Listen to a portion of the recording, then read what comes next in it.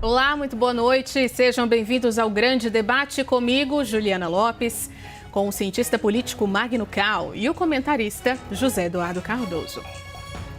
Vamos ao primeiro tema de hoje. O deputado Paulinho da Força, do Solidariedade, chamou o veto do presidente Lula ao PL da dosimetria de vingança.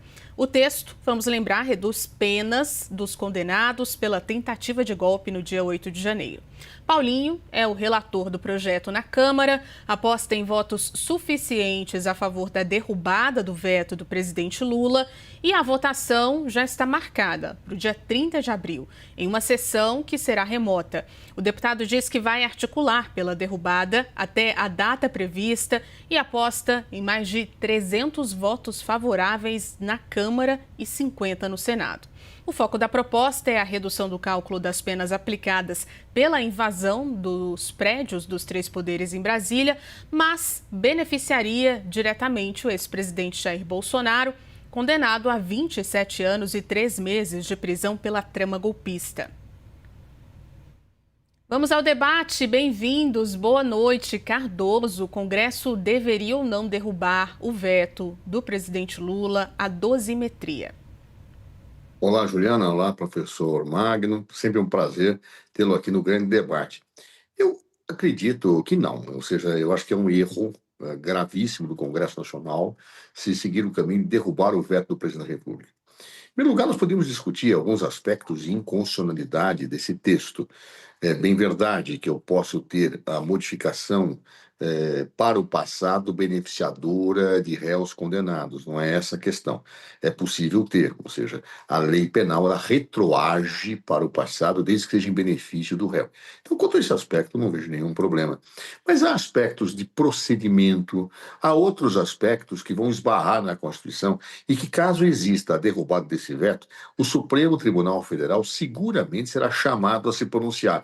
E aí, mais uma vez, vai dizer, está vendo, olha, o Supremo vai se meter onde não deve. Não, não é se meter onde não deve.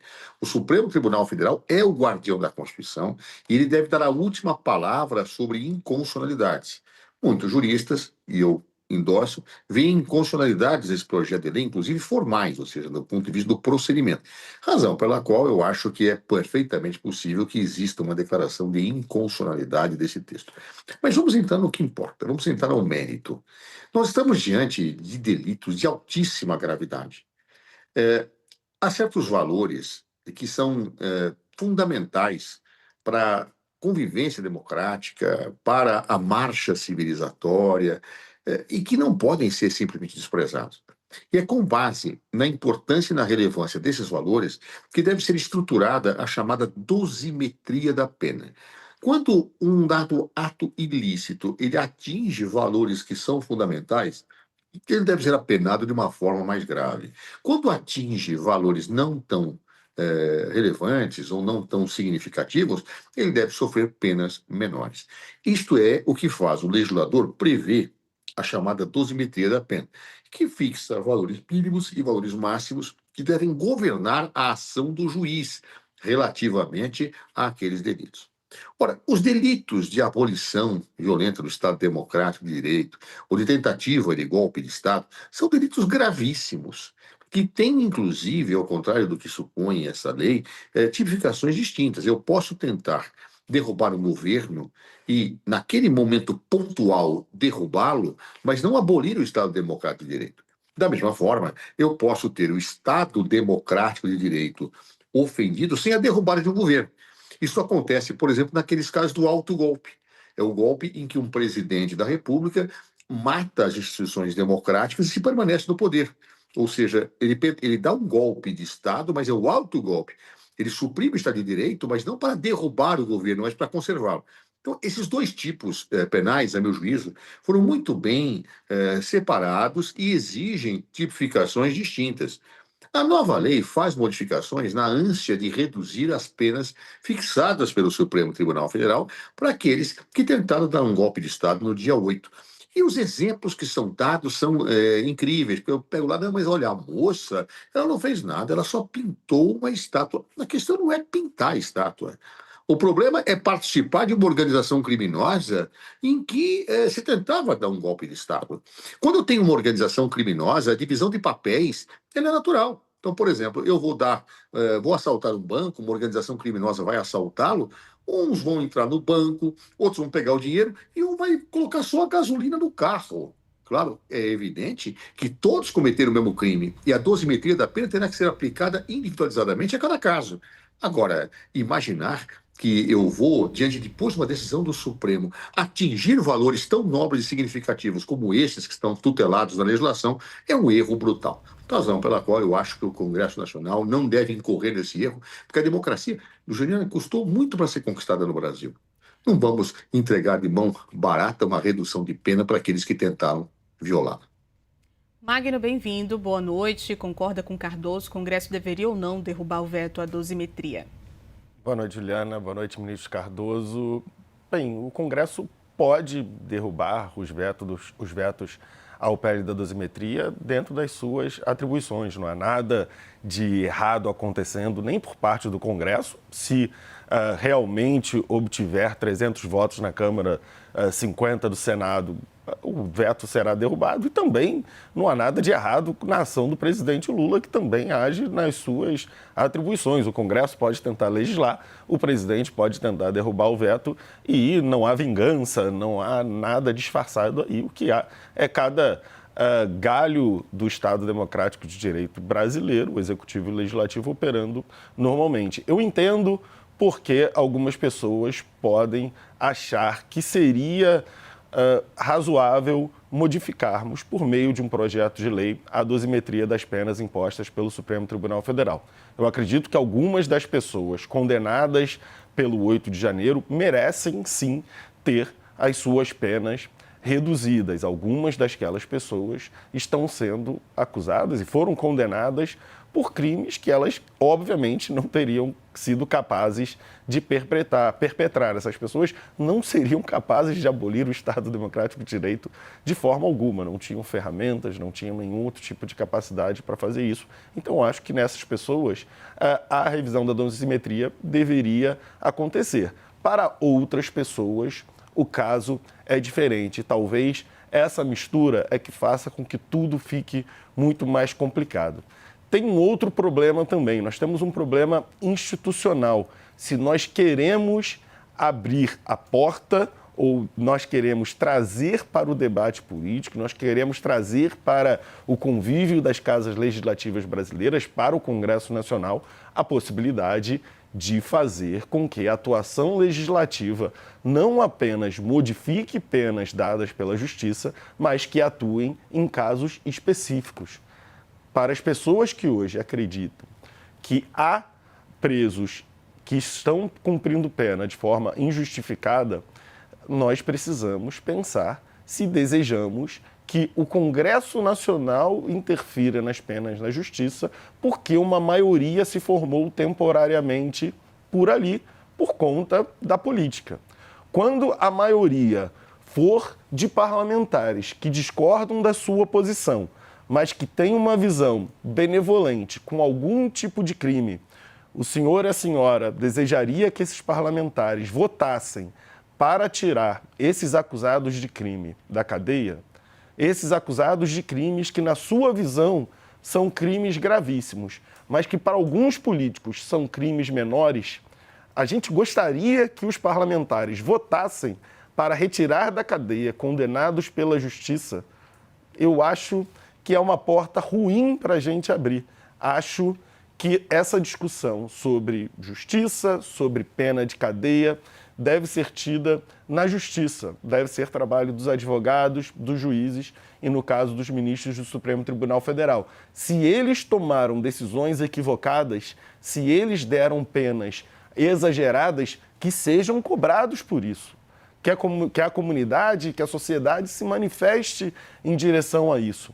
Não tenho problemas com a revisão de algumas penas do 8 de janeiro, mas acho que nós abrimos uma porta perigosa de ser aberta ao convidarmos a política para se meter, para se manifestar, para reduzir penas de crimes específicos para condenados específicos em casos específicos. Não é para isso que o parlamento está aí e não é a melhor forma de se utilizar o poder político numa democracia.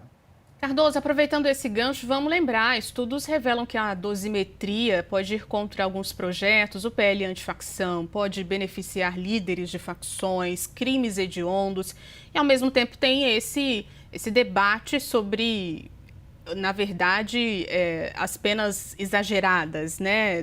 Parlamentares colocando esse argumento de novo, penas exageradas para os condenados pelo 8 de janeiro.